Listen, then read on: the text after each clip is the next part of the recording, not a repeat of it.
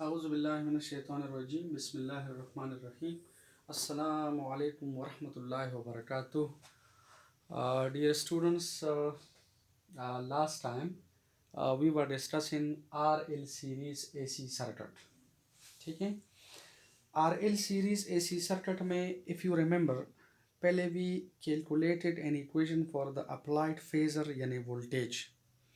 Then we determined equation for impedance, then an equation for power angle, और then an equation for the power factor जिसे आप कहते हैं cross phi. Now we are going to discuss power in RL series AC circuit. तो look at,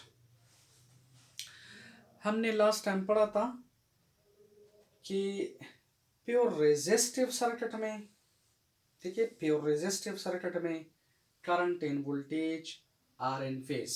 देखिए मैं थोड़ा सा रिवाइज कर रहा हूँ, then I will be back to the topic.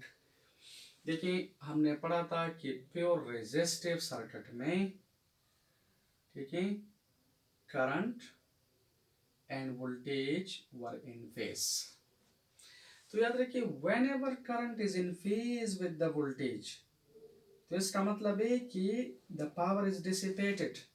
Power dissipation का मतलब है conversion of, in case of resistor, conversion of electrical energy per unit time into heat energy. तो याद रखिए प्योर रेजिस्टिव सर्किट पावर को डिसिपेट करता है. और आपको अगर याद है इस पावर डिसिपेशन को, एवरेज पावर डिसिपेशन को हमने किस तरह लिखा था, ठीक है, in the very beginning, this is IRMS VRMS. ठीक है, ये वो प्रीवियस कॉन्सेप्ट्स में रिपीट कर रहा हूँ. याद रखिए रेजिस्टर में current and voltage are in phase. तो इन फेज का मतलब है द पावर इज डिसिपेटेड. ठीक है, whenever current and voltage are in phase तो पावर इज डिसिपेटेड. फिर हमने पढ़ा कैपेसिटर. तो देखिए कैपेसिटर में क्या था, कैपेसिटर में the current was leading the voltage. ठीक है, the current was leading the voltage. और लीडिंग द वोल्टेज का मतलब है कि they are out of phase by an angle of 90. तो प्योर कैपेसिटिव सर्किट पावर को डिसिपेट नहीं करता. ठीक है, ये हमने डिटेल में पढ़ा था. सिमिलरली प्योर इंडक्टिव सर्किट में आप देखें the current Leeds behind the voltage bye an angle of 90. तो ये भी पावर को डिसिपेट नहीं करता. And if you remember last lecture में हमने एक कंसेप्ट पढ़ा था कि पावर फैक्टर का क्या मतलब है. तो पावर फैक्टर आप देखें, power factor gives us information regarding the power dissipation in a circuit. मसलन यहाँ पर देखें current and voltage are in phase. तो आप गौर से देखें अगर ये इन फेज हैं तो ये फाई क्या है, 0. हमारा दोनों को पोई यार देखें. So what is cos 0? Cos 0 is 1. So therefore the power factor is 1. Power factor is 1 means कि रेजिस्टर में power dissipation, power loss is maximum. ठीक है, लेकिन देखो इन प्योर कैपेसिटिव सर्किट या pure inductive circuit, if you remember, देखिए this power angle या the phase angle is 90 and cos 90 चूंकि 0 के बराबर है तो therefore the power factor is 0. ठीक है, तो प्योर रेजिस्टिव सर्किट पावर को डिसिपेट करते हैं. प्योर कैपेसिटिव सर्किट पावर को डिसिपेट नहीं करता. प्योर इंडक्टिव सर्किट पावर को डिसिपेट नहीं करता. ठीक है, ये हमने बार बार पढ़ा. नाउ लुक इट, अगर आप ये देखें, ये भी हमने लास्ट टाइम डिस्कस किया था कि यहाँ पर रेजिस्टर और इंडक्टर सीरीज में हैं. And you know series में current remains constant. If see in the first half cycle current goes in this direction, in the second current goes in that direction. ठीक है, लेकिन वोल्टेज सीरीज में drop करता है तो ये वोल्टेज इसमें से कुछ इधर ड्रॉप करेगा, कुछ इधर ड्रॉप करेगा. अब जरा गौर से देखें, यहाँ पर हम वोल्टेज को ना करंट को रेफरेंस फेजर लेते हैं. ठीक है, क्योंकि करंट यहाँ पर कांस्टेंट है तो जो चीज़ कांस्टेंट हो वो हम स्टैंडर्ड लेते हैं. तो गौर से देखें, यहाँ पर the current is taken to be the reference phasor. Resistor में voltage is in phase with the current, ठीक है, ये आपको पता है। और इंडक्टर में देखिए the current is leg in behind the voltage, लेकिन अब यहां पर हमने वोल्टेज ना करंट को रेफरेंस फेजर लिया है, मतलब अलॉन्ग एक्स एक्सिस लिया है। हम यहाँ पर सीरीज में हम आर एल में भी, आर सी में भी, आर एल सी में, इन तीनों में हम करंट को रेफरेंस फेजर कंसिडर करेंगे और वोल्टेज को कंपेयर करेंगे। तो करंट इज लेगिंग का मतलब है कि वोल्टेज इज लीडिंग, दात वाला यो खबर था। अब देखिए voltage is leading, so this is the voltage across the inductor. अब हमारे पास एक फेजर ये है, एक फेजर ये है। अगर आप इस फेजर के साथ ये फेजर ऐड करें, ठीक है, इसको यहाँ से उठाकर इधर ले आए, देखें इसको यहाँ से उठाकर according to vector addition this is v sub l, ठीक है। तो देखिए this vector plus this vector we are getting the resultant vector which is the resultant phasor and this is phi। तो गौर से देखो यहां पर देखें ये जो वोल्टेज है, ठीक है, ये हमने लास्ट लेक्चर में भी डिस्कस किया था कि ये जो वोल्टेज है ये इस करंट के साथ न इन फेज है और न out of phase by an angle of 90 है। What is the reason behind this?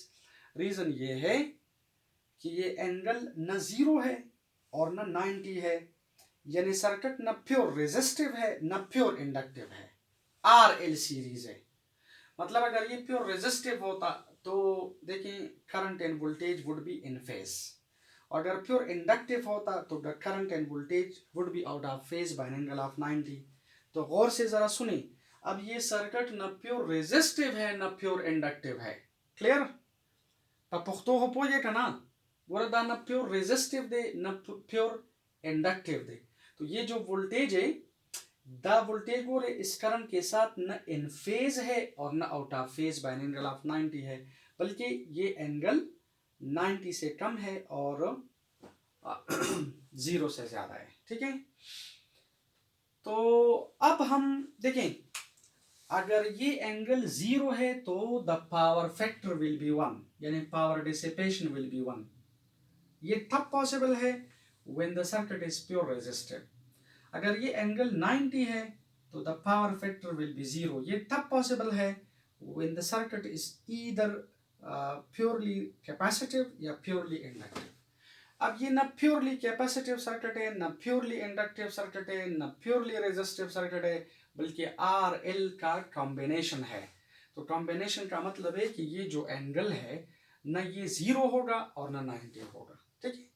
और हमने ये लास्ट टाइम भी ये डिस्कस किया था कि ये एंगल जितना ज्यादा होगा तो पावर फैक्टर कम होगा, ये एंगल जितना कम होगा पावर फैक्टर ज्यादा। तो now we are going to discuss the power in R L series AC circuit. तो गौर से देखिए किस तरह डिस्कस कर रहे हैं।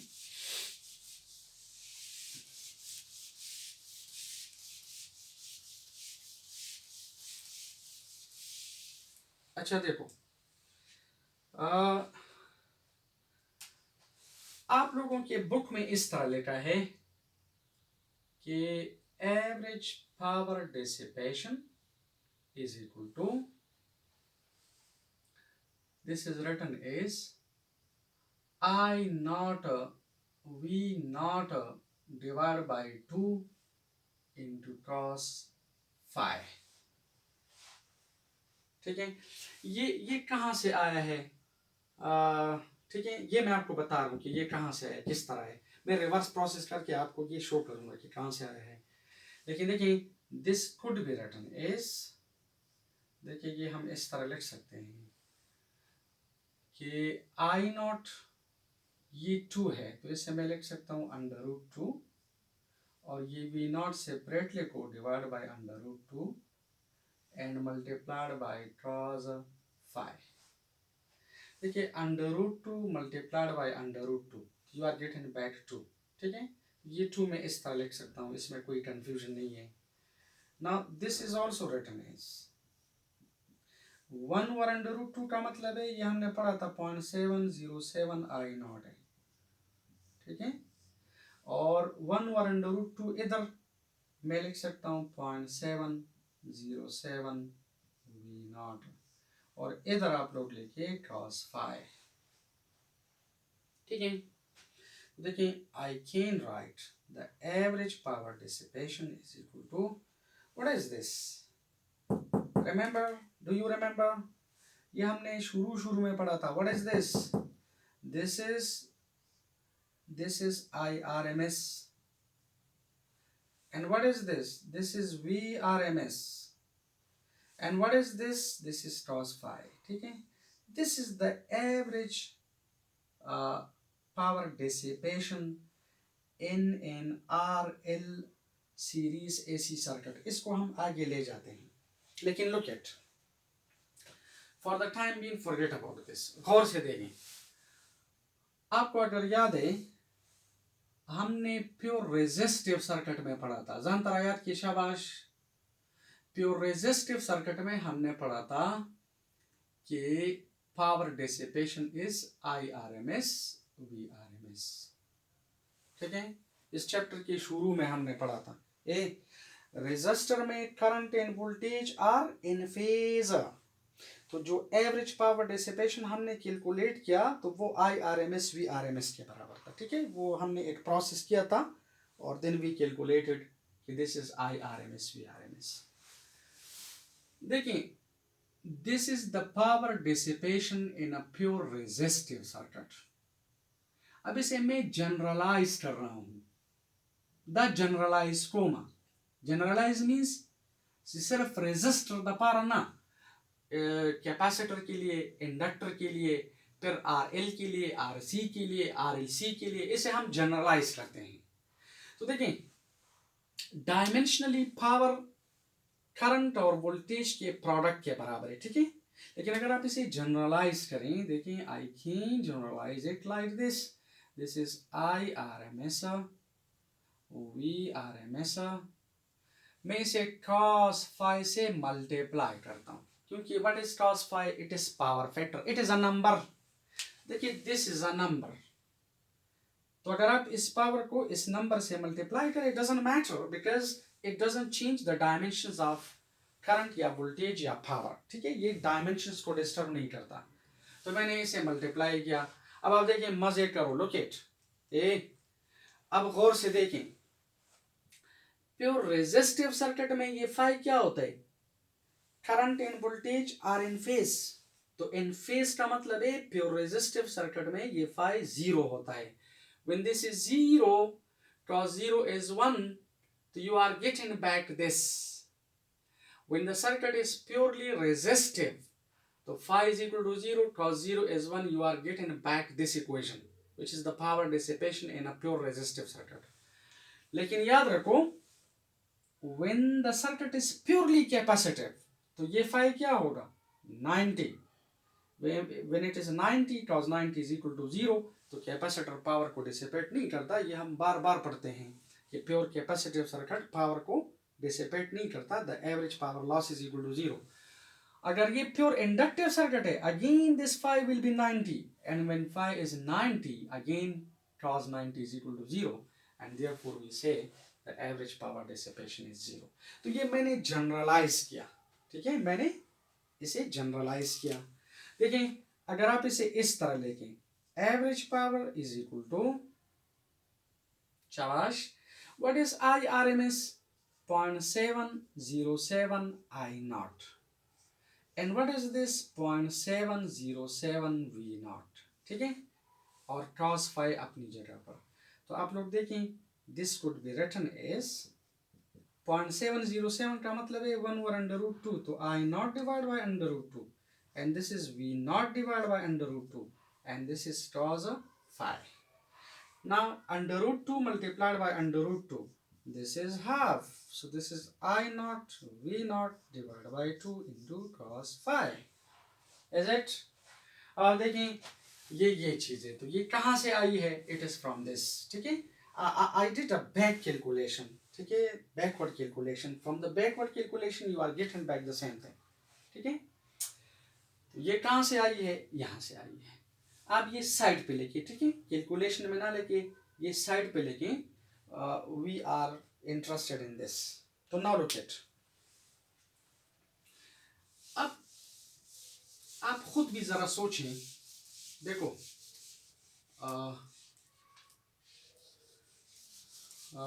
देखें,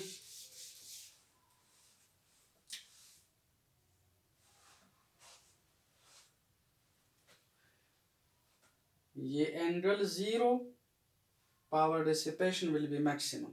ये तब when the circuit is purely resistive circuit. When the angle is 90, the power dissipation will be 0. ये तब when the circuit is purely capacitive. When the angle is 90, the power dissipation will be 0. ये तब when the circuit is purely inductive circuit. लेकिन अब देखिए, हमने power in R L series AC circuit पढ़ना है.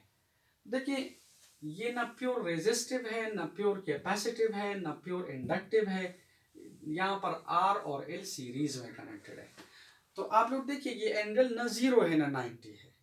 अब ये एंगल जितना ज्यादा होगा, याद रखिए, ये एंगल जितना ज्यादा होगा, तो दिस इंडिकेट्स कि रेजिस्टिव बिहेवियर कम है, इंडक्टिव बिहेवियर डोमिनेंट है. ये एंगल जितना कम हो जाता है तो इसका मतलब है रेजिस्टिव बिहेवियर कम हो जाएगा और इंडक्टिव बिहेवियर रेजिस्टिव बिहेवियर ज्यादा, इंडक्टिव बिहेवियर कम. तो देखो, अब हम इसे इस तरह लिख सकते हैं.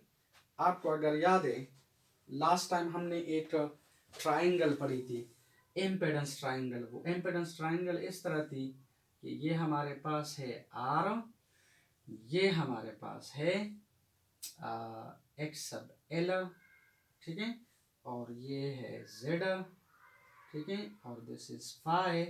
और हमने पढ़ा था कि इम्पेडेंस ट्राइंगल के कितने फायदे हैं? 3. यहाँ से we can calculate Z, we can calculate power angle, and we can also calculate power factor. ठीक है, तो ये जो पावर फैक्टर है, इस पावर फैक्टर को मैं यहां से भी कैलकुलेट कर सकता हूं, यहां से भी कैलकुलेट कर सकता. अगर आप यहां से कैलकुलेट करें तो देखिए, cos फाई बराबर होता है, cos फाई बराबर है बेस बाय हाइपोटेन्यूज. देखिए, what is base? The base is v r divided by v. लेकिन हमें पता है वी आर बराबर है आई आर और वी बराबर है आई जेड. ये भी हमने लास्ट टाइम पढ़ा था. ये इधर पुट करें तो cos फाई बराबर होगा, देखिए, I R divide by I Z, ये कैंसल, तो cos फाई बराबर है आर बाय जेड. ठीक है, this is let equation number 2. ये cos फाई आप इधर से डायरेक्ट भी कैलकुलेट कर सकते हैं कि base divide by hypotenuse. Base divide by hypotenuse का मतलब है cos फाई. यहां से कैलकुलेट करें तो base divide by hypotenuse, but you are getting the same thing. Okay, and what is VRMS? VRMS according to the Ohm law हम इस तरह लिख सकते हैं. अगर प्योर रेजिस्टिव सर्किट है तो VRMS is equal to IRMS multiplied by R. Pure capacitive है, VRMS is equal to IRMS multiplied by X sub C. Pure inductive circuit है, VRMS is equal to IRMS multiplied by X sub L. लेकिन ये तो R और L है, तो इधर में R नहीं लिखूंगा और न X सब L लिखूंगा और न X सब C लिखूंगा. I'll write Z. ठीक है, I'll write Z because ये कॉम्बिनेशन है, मिक्सचर है. तो दिस इज इक्वेशन नंबर 3. आप ऐसा करें, इक्वेशन नंबर 2 और इक्वेशन नंबर 3 को 1 में पुट करो. शाबाश. Put equation number 2 and 3 in equation number 1. ठीक है, तो अगर आप इसे इधर पुट करें, so average power comes out to be देखिए, IRMS,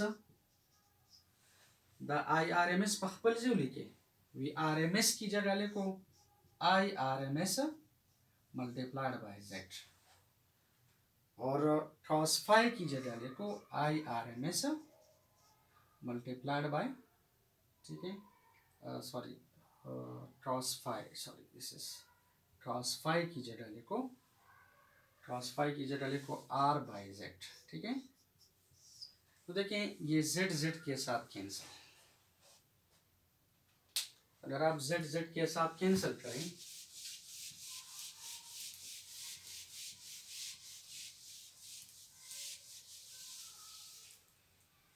शाबाश,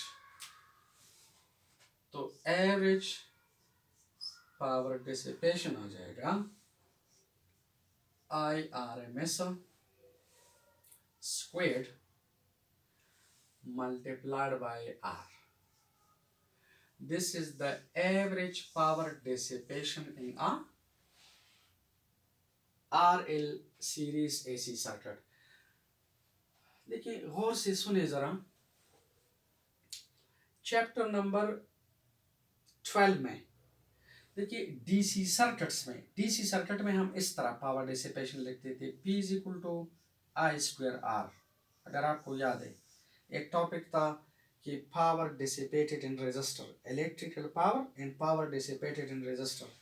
तो इन केस ऑफ डीसी हम पावर डिसिपेशन लिखते हैं आई स्क्वायर आर, लेकिन इन केस ऑफ एसी हम डायरेक्ट आई स्क्वायर आर नहीं लिख सकते, क्योंकि एसी के केस में इस आई का मतलब क्या होगा, इसका मतलब होगा इंस्टेंटेनियस करंट।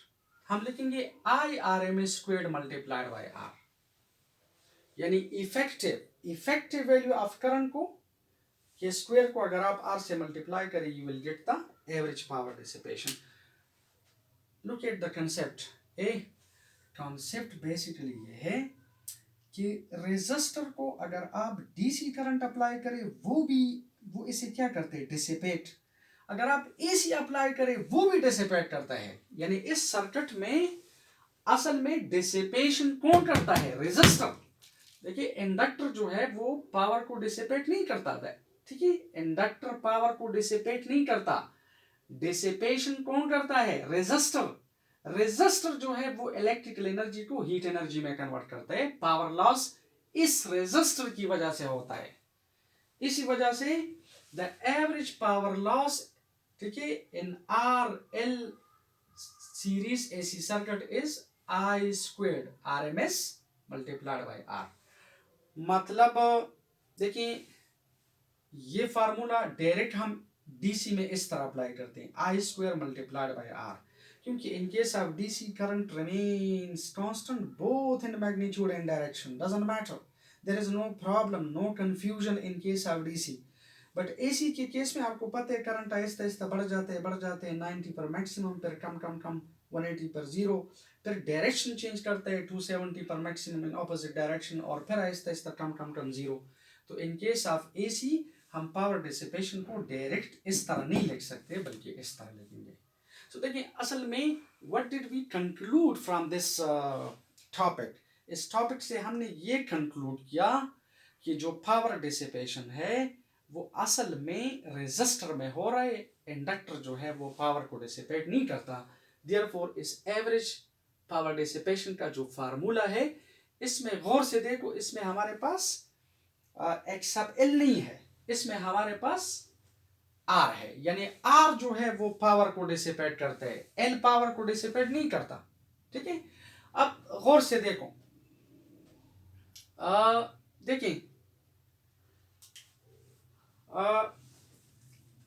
हमने लास्ट टाइम पढ़ा था, ये यहाँ तक ये पावर जो है ये कंप्लीट हुआ, लेकिन देखिए जस्ट फॉर योर इंफॉर्मेशन, आपको अगर याद है लास्ट टाइम हमने पढ़ा था कि टेंजेंट, देखिए टेंजेंट फाई बराबर है base, sorry perpendicular divide by base, perpendicular divide by base,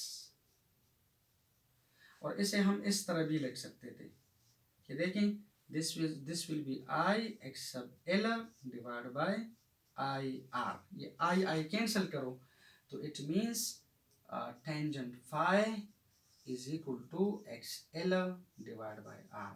In other words, phi is equal to tangent inverse x L divided by R, ठीक है। तो देखो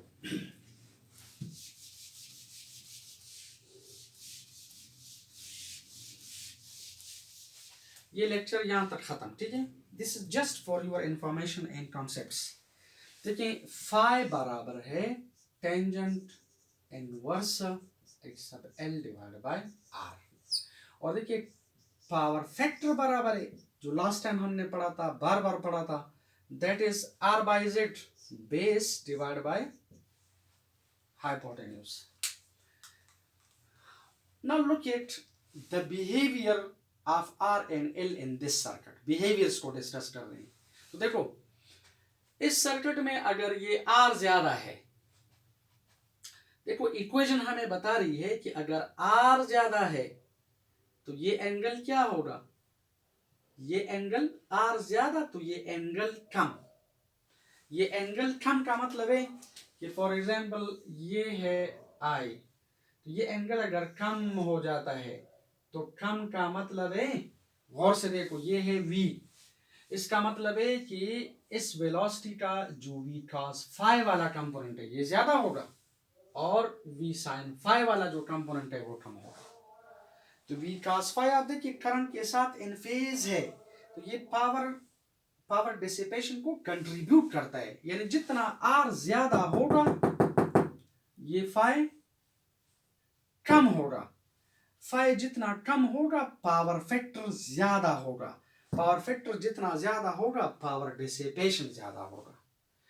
और देखिए ये हमें डायरेक्ट देखें, R ज्यादा फाई कम, फाई कम पावर फैक्टर ज्यादा, पावर डिसिपेशन ज्यादा। इधर आप देखिए डायरेक्ट R जितना ज्यादा है तो एवरेज पावर डिसिपेशन ज्यादा होगा, यानी असल में R इस पावर को डिसिपेट करता है, इंडक्टर पावर को डिसिपेट नहीं करता।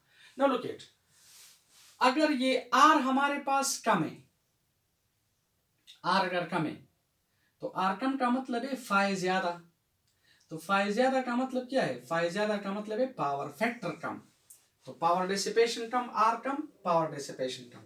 नाउ लुक एट, अगर R ज्यादा है तो R ज्यादा का मतलब कि इस सर्किट में रेजिस्टिव बिहेवियर डोमिनेंट है।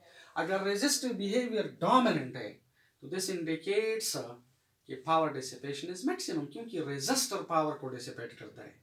एंड रिमेंबर अगर X सब L ज्यादा है, देखिए ये X सब L जितना ज्यादा होगा, देखिए इक्वेशन चेक हुई, अब देखिए हमें बता रही है कि अगर X सब L जितना ज्यादा है तो व्हाट हैपेंस, ये फाई ज्यादा होगा, फाई जितना ज्यादा होगा पावर फैक्टर उतना कम होगा, क्योंकि जब एंगल बढ़ जाते हैं उसका कॉज कम हो जाता है, ठीक है। तो पावर डिसिपेशन क्या होगा, कम।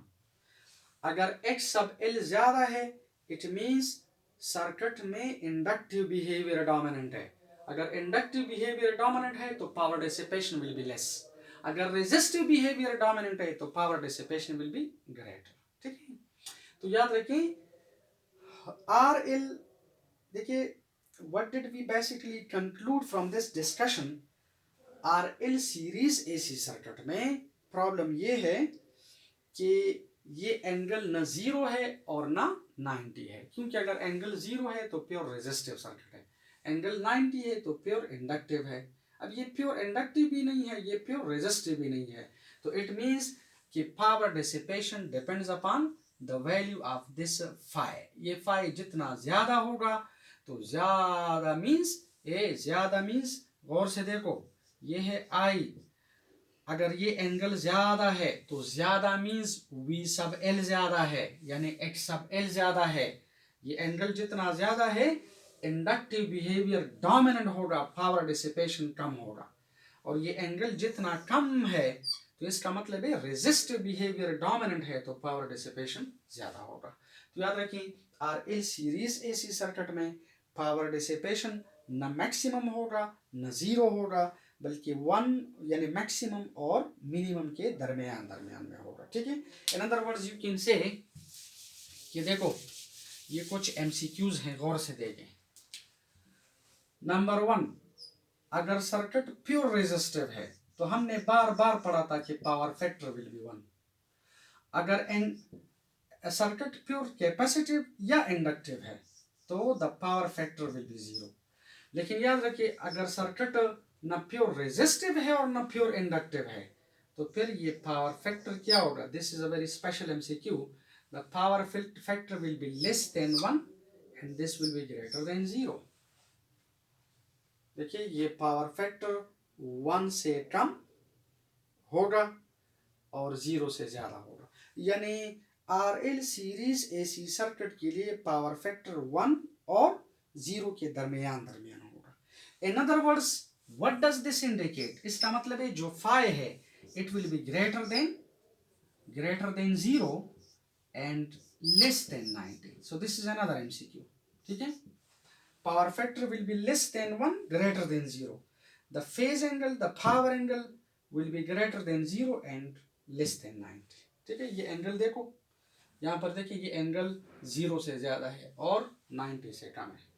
तो please if you have any problem तो यू कैन कॉन्टेक्ट मी. आप लोगों के पास वो मेरा नंबर है, व्हाट्सएप वगैरह सब कुछ है, तो आप वॉइस मैसेज भी कर सकते हैं, आप सिंपल मैसेज भी कर सकते हैं, आप पूछ सकते हैं.